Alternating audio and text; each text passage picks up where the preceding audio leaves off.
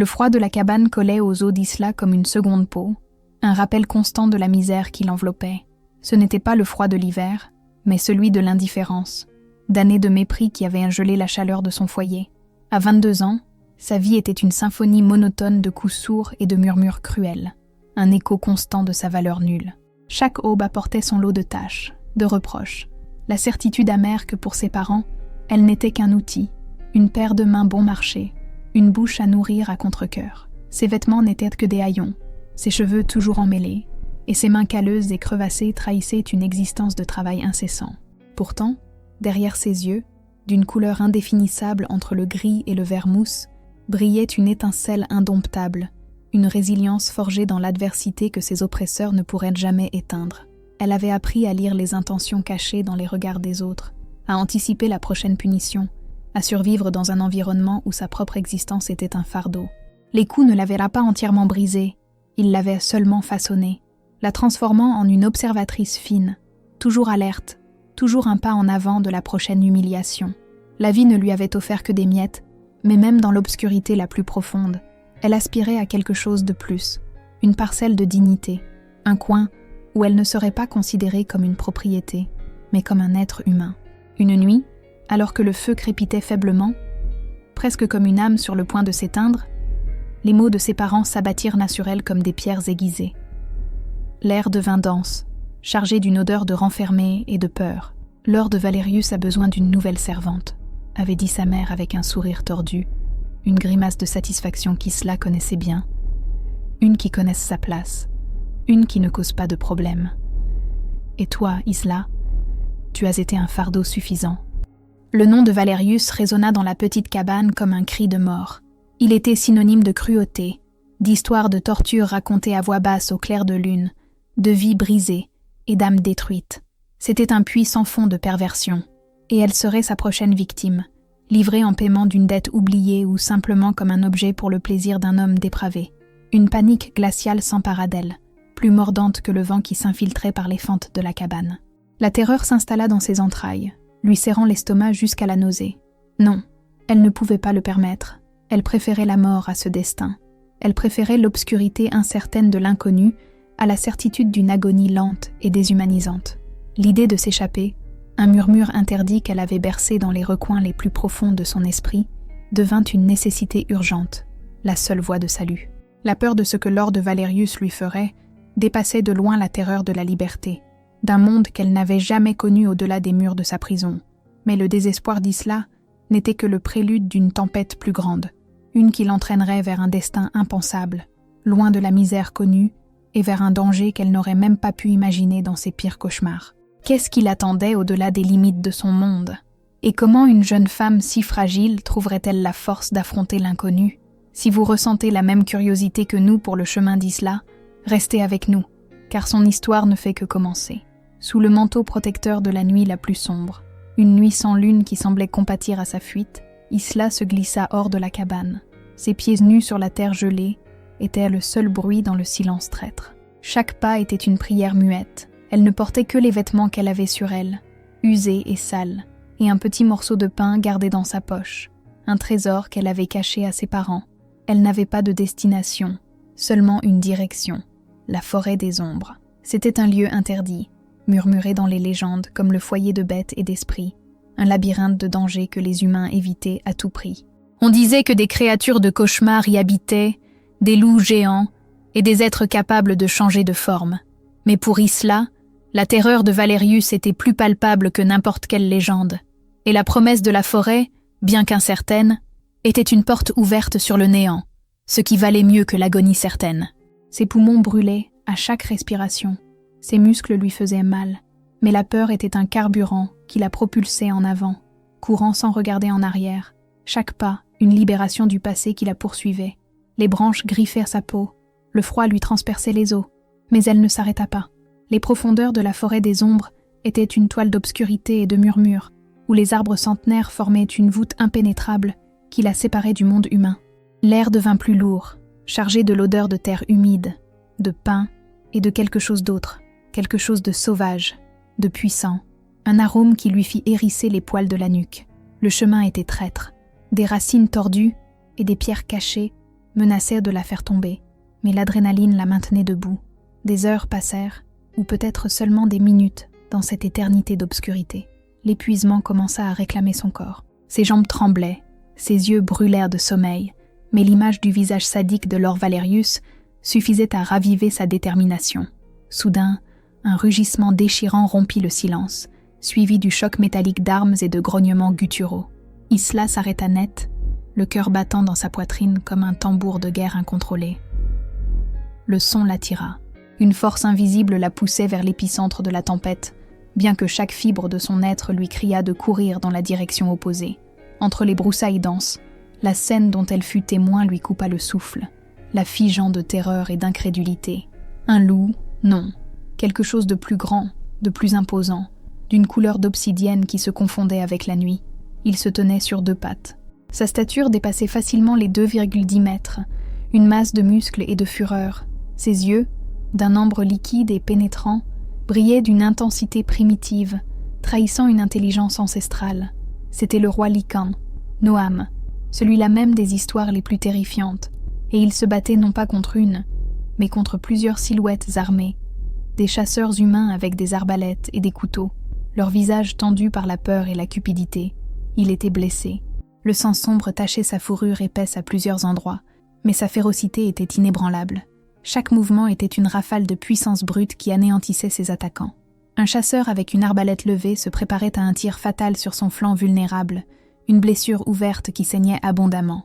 Dans un élan de courage qu'Isla ne se savait pas posséder, poussée par une compassion qui transcendait sa propre terreur, elle ramassa une pierre. Elle était petite, insignifiante, mais elle la lança de toutes ses forces. L'impact fut faible, effleurant l'épaule du chasseur, mais la distraction fut suffisante. L'homme se tourna un instant, le front plissé par la surprise, et cet instant fut tout ce dont Noam avait besoin. D'un mouvement rapide et brutal, le Lycan le désarma, le projetant contre un arbre avec une force qui le laissa inconscient. Les yeux d'ambre de la bête, auparavant fixés sur ses attaquants, rencontrèrent alors ceux d'Isla, et à cet instant, au milieu du chaos et du sang, quelque chose d'indescriptible fleurit entre eux. Une décharge électrique, un courant qui parcourut son corps comme un éclair, une sensation de reconnaissance, d'appartenance, d'un lien ancestral qui la réclamait. Le roi Lycan la regarda non pas avec fureur, mais avec une intensité qui fit trembler son âme. C'était une connexion magnétique, indéniable, qu'elle ressentit profondément, bien qu'elle n'en comprit pas la signification. Les chasseurs restants, terrifiés par la fureur renouvelée du Lycan et l'inexplicable interruption, s'enfuirent éperdument, ne laissant derrière eux que le silence et l'odeur du sang. Noam, désormais libéré de la menace, se redressa. Sa silhouette était imposante, majestueuse. Malgré ses blessures, il s'approcha lentement d'Isla avec un mélange de prudence et d'une possessivité qui lui coupa le souffle. Elle, paralysée par l'étonnement et la peur, ne put bouger, seulement le regarder, ses yeux fixés dans les siens, sentant que sa vie, telle qu'elle la connaissait, venait de se terminer. La silhouette imposante de Noam se pencha sur Isla, et elle, le cœur battant toujours sauvagement dans sa poitrine, sentit une main forte et chaude entourer sa taille. Il n'y eut aucune brutalité, seulement une fermeté protectrice qui la souleva du sol avec une facilité étonnante, comme si elle ne pesait rien. La blessure à son propre bras, qu'elle avait oubliée dans le feu de l'action, lançait une douleur sourde. Mais l'intensité des yeux d'ambre de Noam était une distraction plus puissante que n'importe quel malaise physique. Il la porta dans ses bras, la serrant contre sa poitrine, et la chaleur de sa peau, son odeur de forêt, de terre et de pouvoir, l'enveloppa, la déroutant, et en même temps, étrangement, lui procurant un sentiment de sécurité qu'elle n'avait jamais connu. Ses jambes pendaient, inertes, ses pieds nus effleurant l'herbe mouillée, tandis qu'il se déplaçait avec une agilité surprenante à travers la forêt. Le voyage fut un flot d'arbres qui défilaient rapidement et le battement constant de son cœur contre le sien. Isla, épuisée et en état de choc, s'agrippa à son cou, sentant la dureté de ses muscles sous ses doigts. La forêt des ombres, autrefois un lieu de terreur et d'évasion, se transforma sous la protection de Noam. Les bruits nocturnes qui lui semblaient auparavant des menaces n'étaient plus que le murmure d'un monde vivant. La tête lui tournait et la fatigue l'entraîna dans un état de semi-conscience où la seule réalité était le rythme constant des pas du roi Lycan et l'arôme qui l'enivrait. Elle se réveilla en sentant un changement dans la lumière et l'air. Le dense couvert de la forêt s'ouvrit, révélant un ciel parsemé d'étoiles, et devant ses yeux apparut une vision qui lui coupa le souffle. Un château, non pas une forteresse de pierre brute, mais une merveille architecturale qui semblait tout droit sortie d'un conte de fées. Ravenrest se dressait majestueusement, ses tours de pierre sombre perçant la nuit, illuminées par des torches qui dansaient sur les créneaux. De grandes fenêtres de verre resplendissantes brillaient d'une lumière chaude, invitant à un monde d'opulence qu'Isla n'avait imaginé que dans ses rêves les plus fous. La cabane de ses parents, avec son toit de chaume et ses murs en ruine, n'était qu'un souvenir lointain et délavé. Ceci était le pouvoir, l'ancienneté, une beauté qui l'accablait et la diminuait à la fois. Noam la porta directement à l'intérieur, traversant un pont-levis qui s'abaissa à leur arrivée et passant par une porte massive en bois et en fer. L'intérieur du château était encore plus impressionnant. Les plafonds voûtés s'élevaient à des hauteurs impossibles, décorés de tapisseries ancestrales et de bannières portant le symbole d'un loup. L'air était chaud, parfumé de l'odeur douce des bois nobles et des fleurs exotiques. Il y avait de la vie, beaucoup de vie.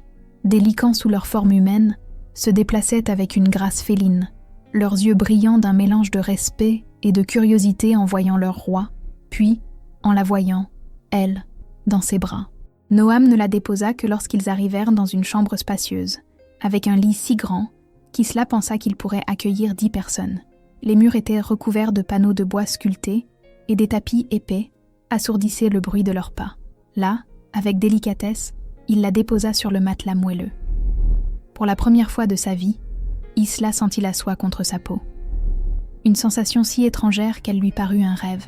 Noam s'agenouilla à côté d'elle, ses yeux ambrés fixés sur les siens, et lui parla d'une voix grave et profonde qui résonna dans chaque fibre de son être. « Tu es en sécurité, Isla ?» dit-il. Son ton était une promesse inébranlable. Son pouce effleura doucement sa joue, un geste de tendresse qui lui envoya un frisson dans le dos. Non pas de peur, mais d'une étrange chaleur. Jamais personne ne lui avait parlé avec une telle déférence, un tel respect. Jamais personne ne l'avait regardée comme si elle était précieuse. Les larmes contenues pendant des années de sévices jaillirent de ses yeux, silencieuses d'abord, puis en un torrent qu'elle ne put contrôler. Ce n'étaient pas des larmes de tristesse, mais de soulagement, de confusion, de la prise de conscience écrasante que pour la première fois, elle n'était pas seule et qu'elle avait trouvé une sorte de refuge. Noam, avec une patience infinie, essuya ses larmes avec son pouce. « Ah, je sais », murmura-t-il. Et dans son regard, Isla vit une compréhension qui la désarma. C'était comme s'il pouvait voir directement dans son âme, sentir le poids de chaque coup, de chaque humiliation qu'elle avait endurée. Ce premier contact, ce premier aperçu de connexion, fut la première des petites révélations émotionnelles. Voir son reflet dans les yeux de Noam, non pas comme une esclave, mais comme quelqu'un digne de respect et d'amour, fut un choc qui la laissa tremblante, un tournant où son passé et son présent se heurtaient avec une force inimaginable. Les jours qui suivirent furent un tourbillon de nouvelles sensations et de découvertes. Noam ne la laissa pas seule. Il passait des heures à ses côtés, soignant ses blessures avec des baumes qui sentèrent la forêt et qui guérissaient à une vitesse surprenante. Il lui apporta de la nourriture délicieuse, des vêtements propres et doux, et lui offrit le confort et le silence dont elle avait besoin pour digérer ce qui s'était passé. Il lui parla de Ravenrest, de sa meute, de la forêt des ombres et de l'ancienne connexion qui les unissait, le lien. Il expliqua que c'était une force ancestrale, un lien prédestiné qui unissait 2 âmes pour toujours, et qu'il l'avait ressenti dès l'instant où leurs regards s'étaient recroisés. Elle l'écoutait, stupéfaite, sentant l'attraction inexplicable envers lui, la chaleur qui se propageait de sa poitrine à ses membres, chaque fois qu'il la touchait ou la regardait. Mais le lien était aussi une source d'inquiétude.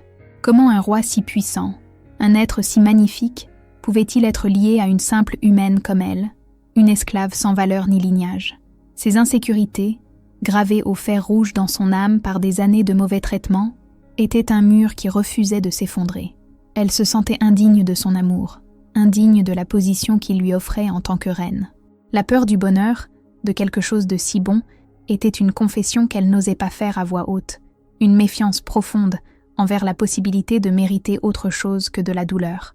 Au début, la meute l'observait avec un mélange de curiosité et de scepticisme. La nouvelle que leur roi avait ramené une humaine comme compagne s'était répandue comme une traînée de poudre à travers Ravenrest. Le Conseil des anciens Lycans, un groupe de loups sages et traditionnalistes, exprima sa désapprobation à Noam. Leur voix grave et résonnante remettait en question la sagesse du roi. Une humaine, disait-il, sans lignage, sans force. Comment pourrait-elle être la reine de Ravenrest? Quelle faiblesse apportera-t-elle à notre meute? Leur regard sur Isla était un froid, analytique, et elle sentait le poids de leur jugement comme une chape de plomb. Parmi eux, Lyra, une Lycan de noble naissance et d'une beauté imposante, ne cachait pas son ressentiment. Ses yeux, d'un bleu glacial, suivaient Isla avec un mélange de mépris et d'envie. Lyra avait espéré pendant des années être la compagne de Noam, la reine de Ravenrest, et l'arrivée d'Isla, une simple étrangère, était un affront personnel. Ses murmures subtils, ses commentaires voilés sur la pureté de la meute et la responsabilité du roi commencèrent à semer le doute parmi les Lycans moins loyaux. Noam, cependant, était un mur infranchissable. « Elle est ma compagne », déclara-t-il devant le conseil, sa voix un ordre irréfutable. « Et quiconque la déshonore me déshonore. Elle est la reine de Ravenrest. » Sa défense était féroce, sa possessivité absolue. Il ne la protégeait pas seulement des regards et des commentaires, mais il l'intégrait à la vie du château, lui apprenait les coutumes de son peuple, l'emmenait se promener dans les jardins, lui révélant la beauté de son monde. Une fois, Isla l'observa interagir avec les louveteaux de la meute, sa voix grave s'adoucissant en gazouillis, ses grandes mains traitant avec une infinie délicatesse les petites créatures joueuses. Cette image du redoutable roi Lycan montrant une telle tendresse fut l'une des petites révélations qui commencèrent à abattre les murs de son cœur. Mais la paix relative à Ravenrest était destinée à être éphémère. Alors qu'Isla commençait à peine à trouver une lueur d'espoir et de sécurité, le monde extérieur n'avait pas oublié sa fuite. Loin de la forêt des ombres, sur les terres qui bordaient le territoire Lycan, une fureur sombre couvait. Ses parents, humiliés par la perte de leur propriété et furieux de son défi, avaient couru voir Lord Valerius. Le noble, l'orgueil blessé et la soif inassouvie, avaient juré de la retrouver. L'idée qu'une esclave puisse échapper à son destin était un affront qu'il ne pouvait tolérer. Les éclaireurs de Ravenrest, les yeux et les oreilles de Noam dans le monde humain, commencèrent à signaler des mouvements étranges. Des bandes de mercenaires, des hommes à la solde de Valerius, ratissaient les limites de la forêt des ombres, cherchant la moindre trace de la jeune fugitive. L'un des bêtas les plus fiables de Noam, un loup nommé Kael, fut capturé lors d'une de ces incursions, intercepté alors qu'il enquêtait sur des rapports d'activité inhabituels près de la frontière humaine. Il fut brutalement interrogé. Ses ravisseurs exigèrent de connaître l'emplacement d'Isla, menaçant d'une guerre ouverte si elle n'était pas livrée. La nouvelle arriva à Ravenrest comme un coup de tonnerre. Le conseil, qui doutait déjà de la pertinence d'Isla comme reine, s'agita de peur. Une guerre avec les humains pour une esclave était impensable. Noam sentit la tension dans l'air, la crainte de sa meute, mais sa détermination ne faiblit pas. Isla était sienne, et personne ne la toucherait. Cependant, l'histoire d'Isla ne faisait que commencer à prendre forme, et les ombres de son passé s'allongeaient pour l'atteindre, entraînant avec elle des dangers qui mettraient à l'épreuve non seulement sa force, mais aussi le lien naissant qu'elle partageait avec le roi Lycan. L'amour d'un roi pourrait-il la protéger d'un monde déterminé à la réclamer, ou succomberait-elle aux fantômes de son passé? Si cette histoire vous passionne, nous vous invitons à continuer à découvrir les secrets de Ravenrest et la force inébranlable de ce lien ancestral. La nouvelle de l'enlèvement de Kael, le loyal bêta de Noam, résonna dans tout Ravenrest comme un coup de tonnerre dans un ciel dégagé. La tension était palpable dans l'air, dense et menaçante, plus que le froid de l'hiver qui commençait à poindre sur les montagnes. Lord Valerius n'avait pas seulement commis un affront direct au roi Lycan, il avait enlevé l'un des siens, un acte de guerre sans précédent. Noam, le visage ciselé dans une fureur contenue, convoqua le conseil des anciens. Dans la grande salle du trône, l'atmosphère était glaciale, lourde de peur et d'indignation. Valerius a franchi la ligne. La voix de Noam était un grognement grave, un écho de la bête qui l'habitait.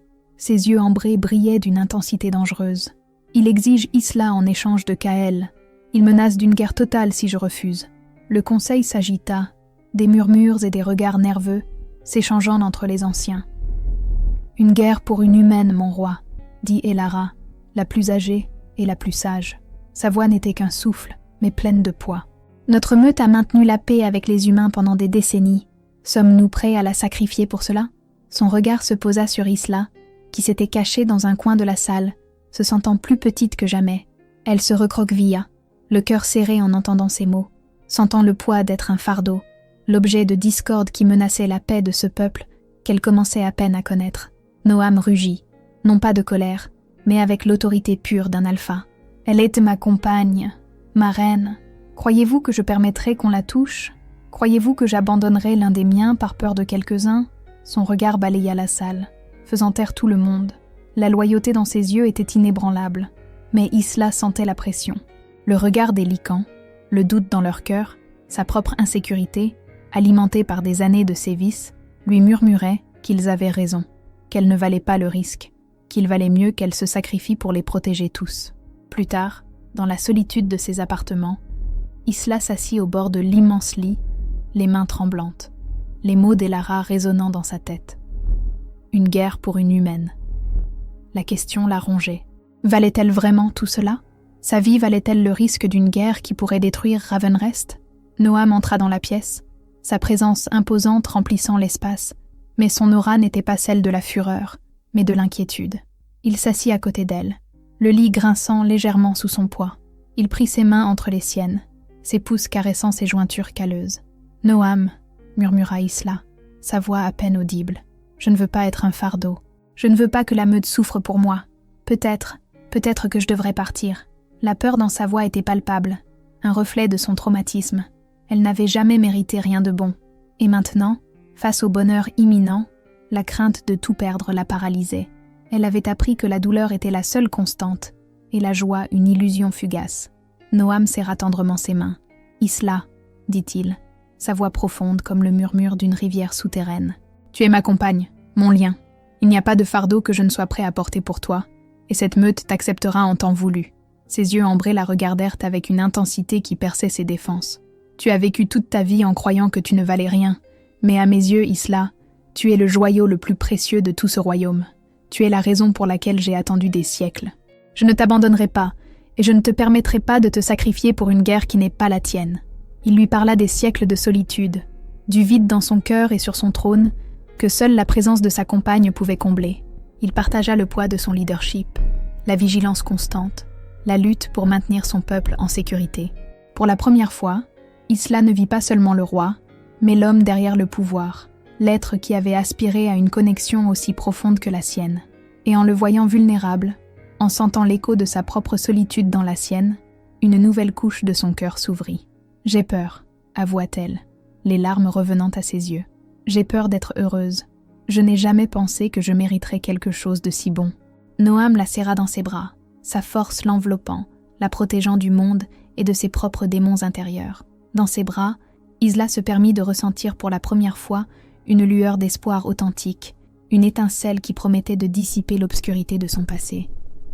La connexion entre eux s'approfondit, un lien indestructible qui commençait à guérir de vieilles blessures. Alors qu'Isla luttait pour accepter sa nouvelle place et l'amour qui lui était offert, Lyra, la noble Lycan, n'abandonnait pas. Son ressentiment grandissait de jour en jour, voyant l'attention de Noam tournée vers l'humaine. Lors d'un grand banquet célébré dans le hall principal de Ravenrest, Lyra décida d'agir. Vêtue avec une élégance qui frisait l'ostentation, elle s'approcha d'Isla, qui se sentait mal à l'aise parmi tant de visages inconnus, malgré les efforts de Noam pour la présenter. « Chère Isla », commença Lyra avec un sourire mielleux, mais ses yeux étaient tout froids comme la glace. « Je dois admettre que ta présence ici est inattendue. Dis-moi, comment est la vie dans les villages humains ? Je crois comprendre que tu n'as pas eu d'éducation formelle. C'est fascinant comme les coutumes varient tant entre nos peuples. » L'intention était claire, l'humilier, exposer son origine modeste devant la meute, lui rappeler son manque de lignage et sa prétendue ignorance. Les yeux de certains Lycans se posèrent sur Isla, dans l'attente, mais Isla, endurcie par des années de sévices et la nécessité de survivre, avait appris à voir à travers les masques. J'ai appris à lire les gens, à distinguer la vérité du mensonge et à apprécier chaque petite bonté qui m'était offerte. Peut-être que ces leçons sont plus précieuses que la noblesse du sang pour gouverner un cœur et une meute. Un murmure de surprise parcourut la table. Noam, qui avait observé la scène avec une attention tendue, sourit à peine, une lueur de fierté dans ses yeux. Isla avait répondu avec une grâce inattendue, sans tomber dans le piège de l'amertume. L'humiliation de Lyra, cependant, ne fit qu'attiser son ressentiment. Quelques jours plus tard, alors qu'Isla se promenait dans les jardins, cherchant un moment de paix, elle vit Noam en conversation intense avec Lyra sur l'un des balcons du château. Les mots ne lui parvenaient pas, mais la proximité, la façon dont Lyra se penchait vers lui, son rire, tout cela se mêla dans son esprit. Son passé, le sentiment constant d'être remplaçable, de ne pas être suffisante, s'empara d'elle, la poussant à imaginer le pire, que Noam était manipulé, que Lyra semait le doute à son sujet dans son esprit. Elle se retira rapidement, le cœur serré par un malentendu significatif. Cette nuit-là, le silence entre eux fut un abîme, et Isla s'enferma dans ses propres pensées, convaincu que son bonheur était trop fragile pour durer. Noam, sentant la distance, la chercha, mais Isla resta distante, incapable d'exprimer ses peurs. Il la laissa, lui donnant l'espace qu'il croyait nécessaire pour qu'elle guérisse. Alors que le lien entre Isla et Noam faisait face à ses premières épreuves internes, la menace extérieure se matérialisait avec une ruse cruelle. Valerius, désormais pleinement allié avec les parents d'Isla, qui la considéraient toujours comme une propriété qui leur avait été volée, conçut un plan pour la récupérer. Il ne pouvait pas attaquer Ravenrest directement sans risquer un massacre, mais il pouvait utiliser le point le plus faible d'Isla, sa compassion. Un messager arriva aux portes de Ravenrest, un homme mince et tremblant avec une lettre soigneusement scellée. Elle était pour Isla. Avec le consentement de Noam, qui renifla l'air avec méfiance, Isla ouvrit le parchemin. L'écriture était celle de sa mère, un récit déchirant de la maladie de son père, de l'extrême pauvreté dans laquelle ils étaient tombés depuis son départ, de leur repentir pour les traitements passés. Elle suppliait Isla de revenir juste pour une journée pour leur pardonner avant que la mort ne les emporte. C'était une histoire si pleine de fausseté, si manipulatrice, qu'elle retourna l'estomac d'Isla. Noam, lisant la lettre par-dessus son épaule, grogna avec mépris. « C'est un piège, Isla, » dit Noam, sa voix ferme. « Valerius et tes parents veulent te faire sortir de Ravenrest. Ils savent qu'ici, ils ne peuvent pas te toucher. » Mais le message avait touché une corde sensible chez Isla. Malgré toute la douleur qu'il lui avait causée, l'idée que ses parents puissent souffrir ou qu'elle puisse perdre l'occasion de tourner la page, même si c'était faux, lui causait une angoisse profonde. « Et si c'est vrai ?» murmura-t-elle, son esprit se débattant entre la raison et l'ancienne programmation de l'affection filiale, aussi abusive qu'elle a été. C'était l'épreuve relationnelle la plus difficile jusqu'à présent.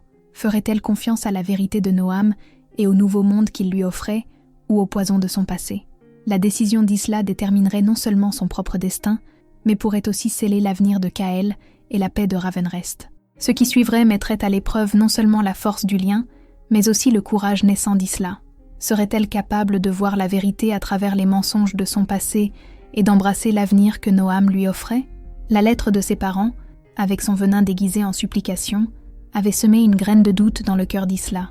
Malgré les abus, les cicatrices émotionnelles et physiques, une partie d'elle, enracinée dans le souvenir de ce que devrait être une famille, refusait de croire complètement à la méchanceté de ses géniteurs.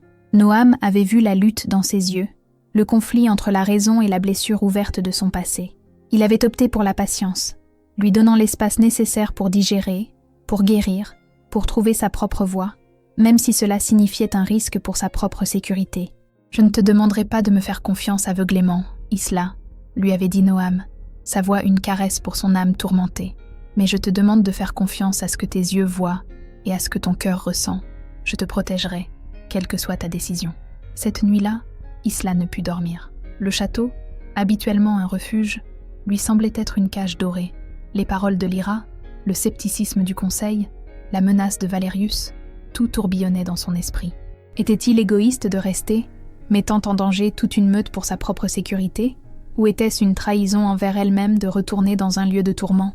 Elle se leva et se dirigea vers l'une des fenêtres du couloir. La pleine lune illuminait le jardin, le baignant d'une lumière argentée.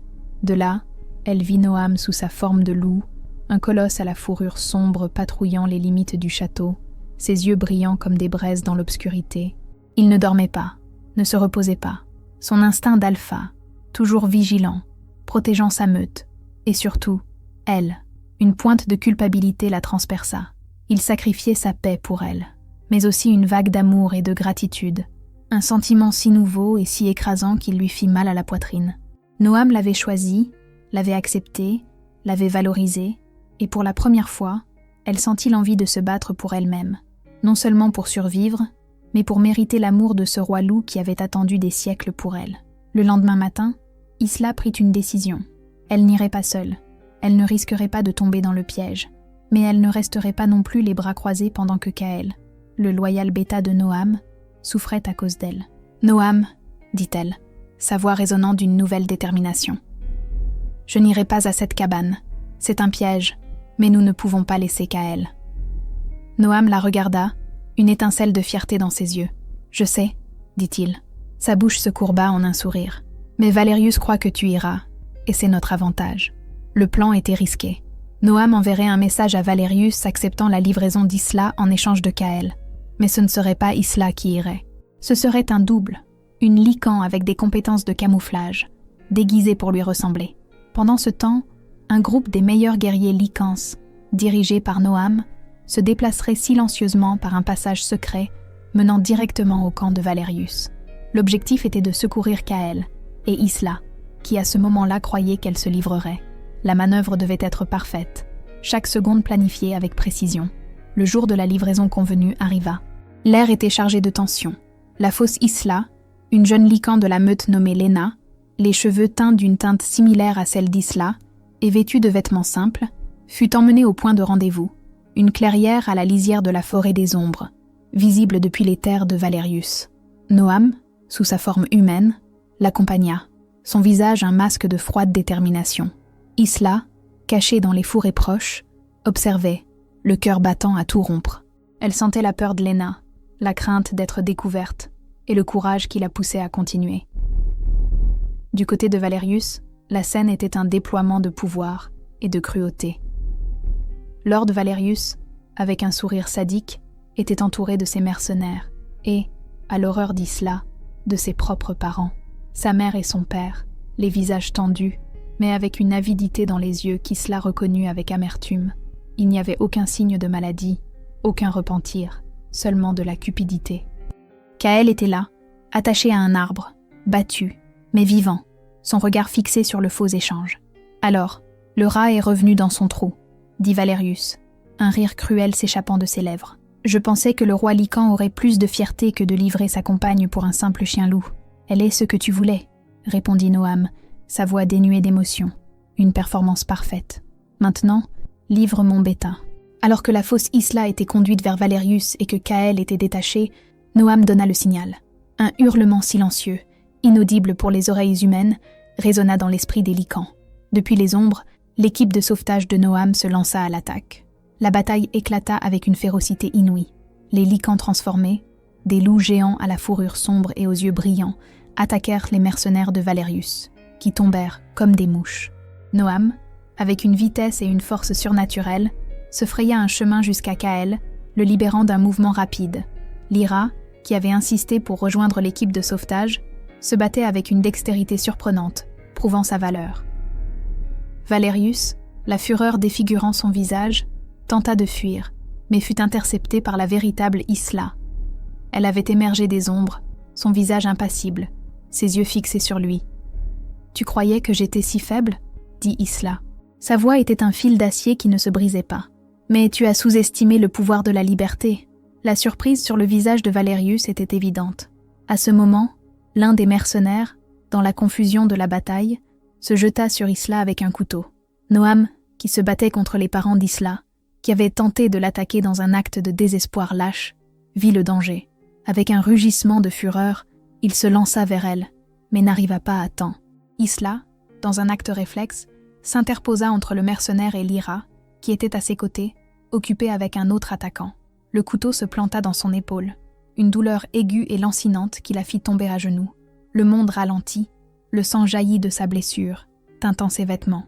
Noam, la voyant tomber, entra dans un état de fureur incontrôlée. Un cri bestial s'échappa de sa gorge et il se transforma complètement, non pas en sa forme de loup habituelle, mais en une créature plus grande, plus monstrueuse. Ses yeux brillaient d'une lueur rouge infernale. Il se jeta sur le mercenaire qui avait blessé Isla, le déchiquetant avec une fureur inouïe. Ses parents, en voyant la transformation et la fureur de Noam, crièrent de terreur et prirent la fuite, se perdant dans la forêt. Valerius, paralysé par la peur, fut capturé par Kaël et Léna. Noam s'approcha d'Isla. Sa forme de loup tremblait. Ses yeux luttaient pour retrouver leur teinte ambrée, mais la fureur était toujours latente. « Isla !» grogna-t-il, sa voix déchirée par l'angoisse. Il se pencha sur elle, léchant la blessure, essayant de la guérir avec sa salive, mais la coupure était profonde. Le sang ne cessait de couler. La conscience d'Isla s'évanouissait, le froid de la mort frôlant sa peau. Elle avait risqué sa vie, non seulement pour elle, mais pour la meute, pour Lyra, pour les gens qu'elle commençait à peine à aimer. Au bord de l'obscurité, elle sentit la chaleur du contact de Noam, son amour inébranlable, et s'accrocha à cette sensation, comme une ancre dans une mer déchaînée. Le sacrifice d'Isla, son acte désintéressé de protéger Lyra, la Lycan qu'il avait méprisée, fut une révélation choquante pour toute la meute. En ce moment de perte imminente, Isla n'était pas seulement la compagne de l'Alpha, elle était une héroïne, une meneuse de plein droit. Sa bravoure avait transcendé son origine humaine, prouvant sa véritable valeur, alors que la meute Lycan sécurisait le périmètre et soignait les blessés, ramenant Isla à Ravenrest, avec l'urgence de celui qui craint de perdre ce qu'il a de plus précieux. La nouvelle de son acte héroïque se propagea comme une traînée de poudre. Le conseil des anciens, qu'il avait auparavant remise en question, la regardait maintenant avec une nouvelle compréhension, avec un respect et une admiration qu'il n'aurait jamais imaginé. Lyra, agenouillée à côté d'Isla, des larmes dans les yeux, lui demanda pardon pour ses doutes et son mépris. La meute, en ce moment de crise, se rassembla autour de sa reine, la reconnaissant comme sienne, non seulement pour le lien avec Noam, mais pour sa propre force et son sacrifice. Noam, dévasté par la possibilité de la perdre, luttait pour garder son calme. Ses pouvoirs de guérison se concentraient sur Isla, sur chaque fibre de son être, tandis que les guérisseurs de la meute travaillaient sans relâche. Le château, autrefois plein de vie, était maintenant un temple de silence et d'inquiétude. Les heures s'écoulèrent comme des siècles. La vie d'Isla ne tenait qu'à un fil, et avec elle, l'espoir de Noam, la promesse d'une vie qu'il avait attendue si longtemps. Si cette histoire vous passionne, nous vous invitons à continuer à découvrir les secrets de Ravenrest et la force inébranlable de ce lien ancestral. Isla survivra-t-elle à ses blessures? Sera-t-elle capable de trouver la force de continuer, de réclamer sa place de reine? La réponse à ces questions et le destin de Ravenrest vous attendent dans le prochain chapitre. L'étreinte froide de l'inconscience se dissipa lentement, remplacée par une brume dense et oppressante. Isla sentait le poids de la blessure à son épaule, une douleur constante et lancinante qui lui rappelait la brutalité de l'attaque. Elle entendait des voix, des murmures anxieux, qui se mêlaient au crépitement des braises dans une cheminée proche. L'arôme d'herbes médicinales emplissait l'air, un parfum amer qui la reconnectait à la réalité.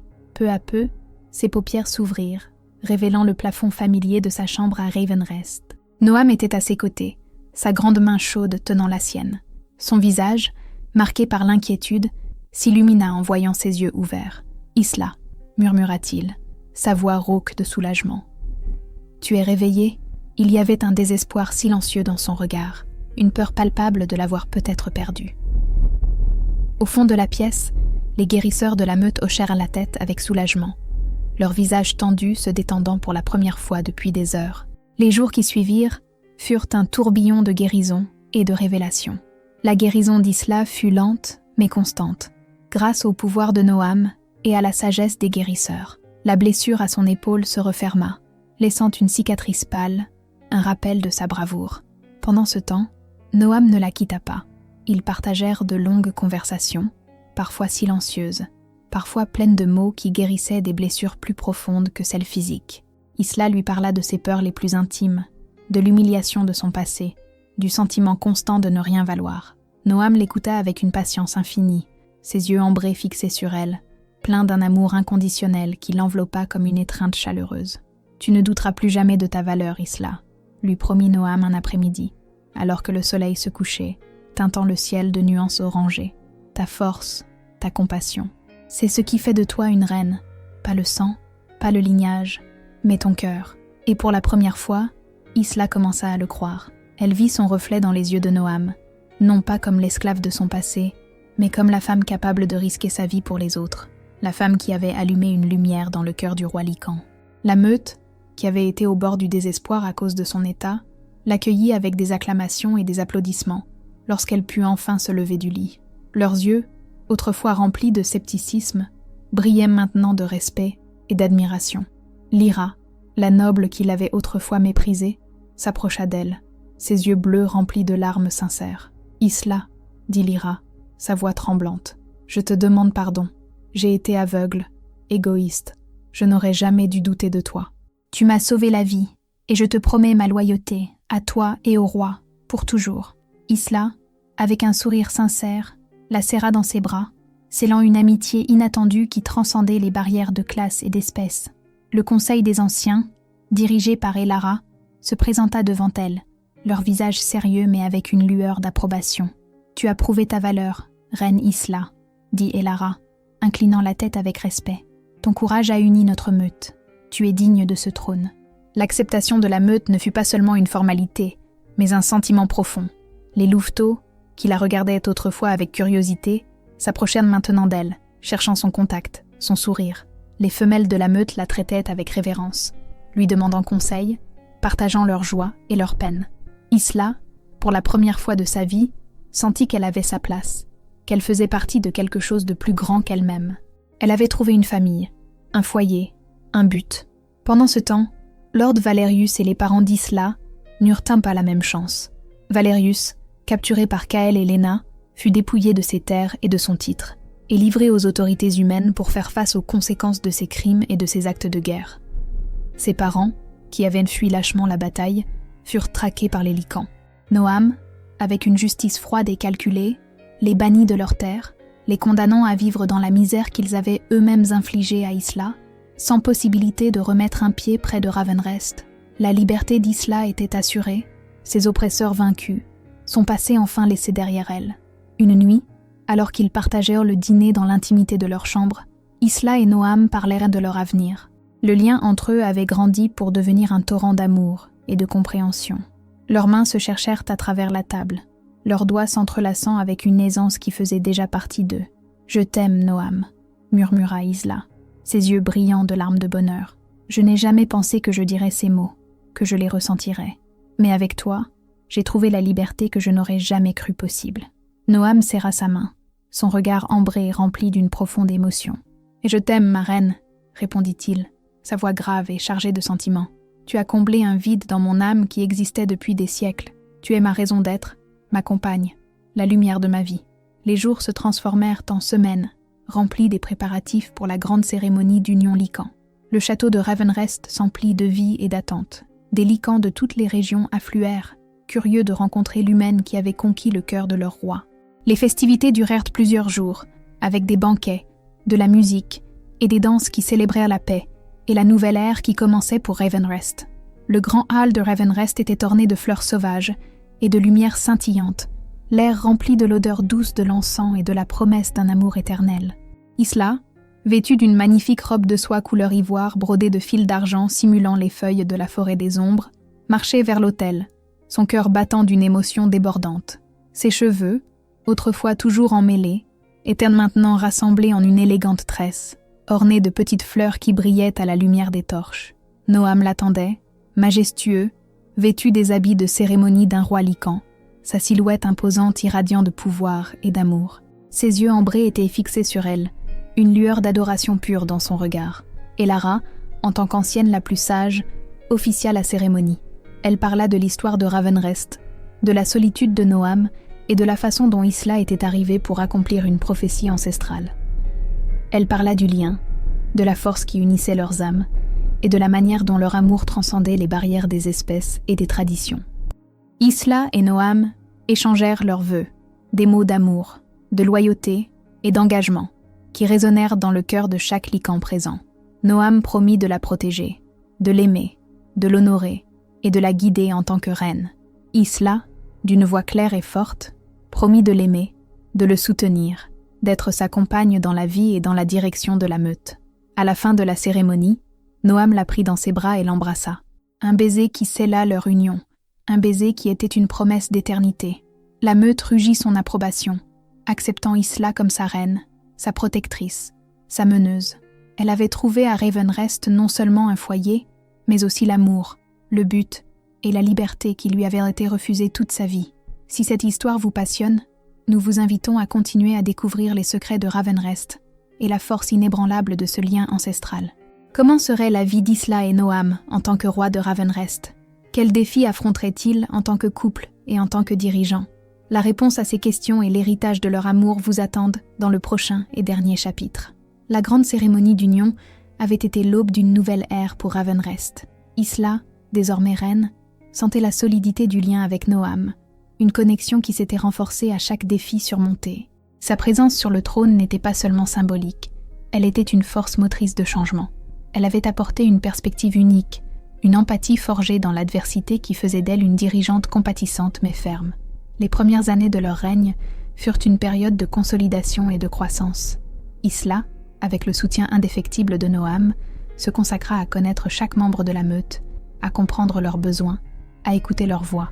Elle mit en place des programmes pour renforcer l'éducation des louveteaux et pour s'assurer que personne à Ravenrest ne souffre de pénurie, un souvenir constant de son propre passé. Sa sagesse, combinée à la force et à l'autorité de Noam, créa un équilibre parfait qui enrichit la meute.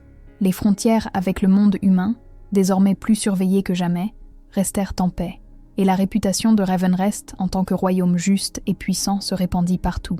Lyra, maintenant une loyale bêta, devint l'une des conseillères les plus fiables d'Isla. Leur amitié, forgée dans l'adversité, était un témoignage du pouvoir du pardon et de la compréhension. Ensemble, elles travaillaient sur des projets pour renforcer la communauté Lycan, prouvant que la véritable noblesse résidait dans le service et la loyauté, et non dans le lignage. Mais la plus grande joie d'Isla arriva quelques années après leur union. Le château, autrefois rempli de la promesse de leur amour, résonna des sons tendres de la vie. D'abord vint un petit louveteau aux cheveux sombres et aux yeux ambrés, qui hérita de la force de son père et de la perspicacité de sa mère. Ensuite, une petite louve aux yeux gris et à l'esprit indomptable, une copie miniature d'Isla. Les enfants de Noam et Isla, les héritiers de Ravenrest, étaient la preuve vivante de leur amour, l'union de deux mondes, la promesse d'un avenir brillant. Isla, l'esclave qui avait fui l'obscurité, était devenue la reine. Sa vie était un témoignage de résilience, de courage et de la capacité de l'amour à transformer l'impossible en réalité. Chaque matin, en se réveillant aux côtés de Noam, elle sentait la chaleur de leur lien, la certitude qu'elle avait trouvé sa place dans le monde, son but. Elle n'était plus la jeune fille effrayée qui se cachait dans l'ombre. Elle était une dirigeante forte, respectée, dont la voix résonnait avec autorité et compassion. Son rire, autrefois rare et contenu, emplissait maintenant les couloirs du château, joyeux et libre. Les années passèrent, et Ravenrest prospéra sous leur règne. Noam et Isla gouvernèrent avec sagesse et amour, un exemple de leadership qui transcendait les vieilles traditions. Leurs enfants grandirent forts et nobles, prêts à poursuivre l'héritage de leurs parents. Les histoires de la reine Isla, l'humaine qui avait conquis le cœur du roi Lycan et sauvé la meute par son courage, se racontaient de génération en génération, une légende vivante qui inspirait tout le monde. Et ainsi, dans un royaume où le pouvoir se mesurait par le sang et le lignage, une jeune femme sans rien avait tout trouvé. Dans l'immensité de la forêt des ombres, parmi les loups et les licans, Isla avait découvert la liberté à laquelle elle aspirait tant, l'amour qu'elle n'avait jamais cru mériter, et le but qui fit d'elle la véritable reine de Ravenrest. Son histoire n'était pas seulement un conte de romance paranormale, mais un hymne à la force de l'esprit humain, à la capacité de surmonter la douleur et à la quête inlassable d'un foyer, d'une famille, d'un lieu où le cœur pourrait enfin être libre. Si cette incroyable histoire d'amour et de dépassement de soi vous a captivé, nous vous invitons à explorer d'autres récits où le destin tisse des toiles complexes, où le courage défie les ombres et où le véritable amour trouve toujours son chemin. N'oubliez pas de vous abonner à notre chaîne pour ne manquer aucune de ces aventures fascinantes et laissez-nous un commentaire pour nous dire ce qui vous a le plus ému dans le voyage d'Isla. Votre soutien nous aide à continuer de vous apporter ces récits inoubliables. À la prochaine histoire.